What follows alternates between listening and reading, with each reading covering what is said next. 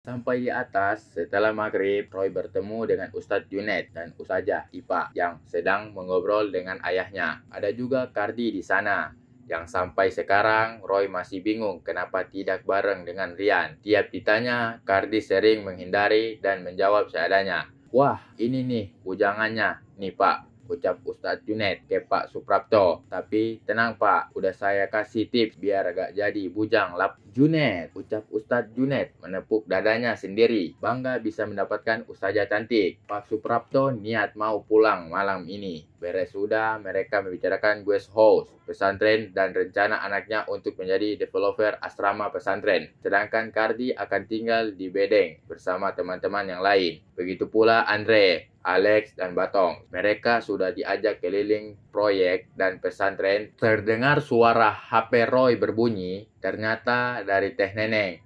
Roy pamit ke semua untuk mengangkat telepon itu. Teh, Roy, kamu di mana? Di rumah Ustadz Fian, Teh. Ada apa? Orang kemarin datang lagi. Kali ini banyakan. Aku khawatir. Penjaga cuma 2 orang. Sally udah pergi. Bukannya ada Agus juga? Iya, Agus Sally udah pergi. Katanya mau nginep di hotel kota. Tadi ada orang berani masuk kemari. Nyamar mau berobat tapi sering ngeliat Teteh. Bentar, ucap Roy menutup telepon. Mendadak Roy mengajak teman-temannya yang sedang mengobrol itu pergi ke klinik Haji Badri. Pak Suprapto dan Pak Ustadz sempat bertanya-tanya. Mereka menyangka mungkin sedang ingin cari angin keluar. Sampai di sana, 2 penjaga yang berjaga itu tak terlihat di luar. Mereka masuk ke dalam karena Teh Neneng merasa khawatir. Roy turun dari mobil bersama ketiga teman mereka. Meski ketiga teman tersebut sering bercanda satu sama lain, tapi mereka senang bila ada keributan. Bahkan mereka sengaja ingin mencari keributan.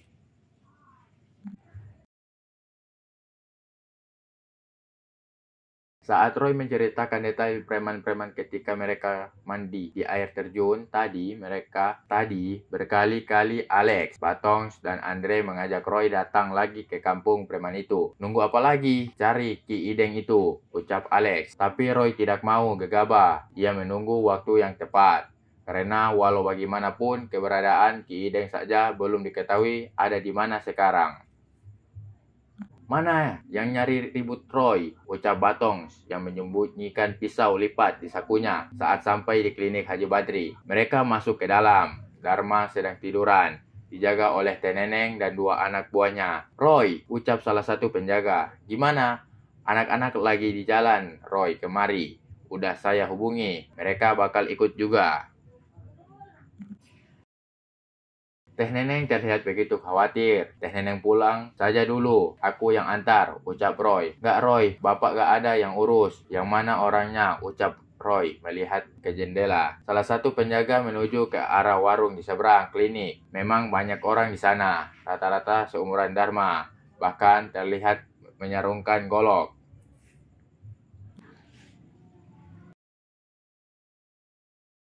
Ibarat sapu lidi, sedang sendiri pun Roy berani. Apalagi sekarang ia tidak sendirian. Teman-temannya yang suka ribut di sini. We never come in place is here. Roy, tunggu anak-anak, ucap salah satu penjaga. Roy tetap berjalan menghampiri kerumunan orang itu bersama teman-temannya. Teh Neneng melihat dan Haji Badri pun yang awalnya bertanya-tanya ikut melihat dari ruangan bilik tempat Dharma dirawat.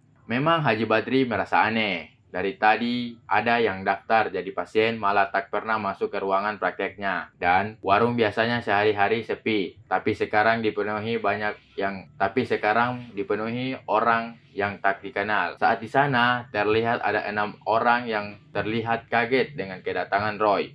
Mereka melihat Roy dan kawan-kawannya berdiri melihat mata mereka satu persatu. Ada 1 orang yang berbisik-bisik melihat Roy. Mungkin orang itu melihat saat Barong dihajar Roy. Ustadz Boim, Dharma, dan kawan-kawan orang itu terlihat berpikir 2 kali memegang sarung goloknya. Dengan santai, Roy mengambil korek di warung dan menyalakan rokoknya. Ia bilang dengan memakai bahasa Sunda. Rek gelut, udah loba. Rek naon, kikeon, ideyuk, gelun aing. Mau berkelahi, hayuk berkelahi. Batongs diam, Alex diam, Andre diam. Seperti mafia yang biasa cari keributan, mereka tak bergeming, tak terlihat ada rasa takut sambil menatap mata mereka satu persatu. Sobatnya sudah mengucap, mereka siap jika gerombolan itu menyerang. Ada satu orang yang menghampiri, ia siap menyabut golok dari sarungnya, namun ditahan oleh temannya yang sepertinya mengenal Roy. Roy melihat kayu dengan tinggi seukurannya menyandar di tiang warung. Ia ambil kayu itu. Ia banting kayu ke kursi kayu sangat keras sampai kayu itu patah sehingga membentuk seperti tombak yang tajam. Semua orang kaget. Roy arahkan bambu tajam yang patah itu ke arah orang yang hendak mencabut golok. Semua orang di situ tahu butuh tenaga besar untuk mematahkan kayu sampai menjadi lancip seperti itu. Roy masih mengarahkan kayu tajam panjang itu ke arah mereka. Teh Neneng yang melihat memegang baju Pak Haji Badri karena tegang. Takut klinik ini malah penuh dengan orang yang luka-luka dirawat. Terlihat orang yang hendak mencabut golok itu berpikir 2 kali saat Roy mengarahkan kayu panjang tajam ke arahnya.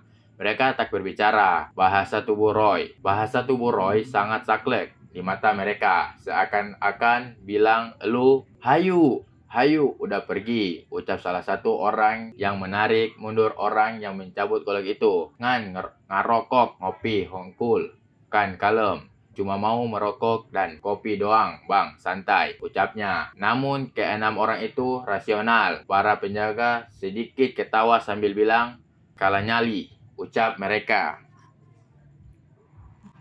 Teh Neneng terdengar risih mendengarnya. "Ih, apa sih, Mang?" ucapnya sambil senang melihat orang-orang yang mencurigakan itu pergi dari warung satu persatu. Tadinya Roy ingin menginterogasi tentang keberadaan Ki Ideng, tapi karena mereka tadi bilang sekedar ingin merokok, ngopi, Roy berasumsi mereka bukan anak buah Ki Ideng. Meski hatinya yakin bahwa mereka pasti suruhannya Ki Ideng. Sampai di klinik, kedua penjaga dan Tete Neneng merasa tenang. Begitu pula Haji Badri. "Hampir saja klinik aku nambah orang," ucap Pak Haji Badri dalam hati. "Dari kemarin itu orang bikin khawatir. Saya aja nggak kenal," ucap Haji Badri lagi.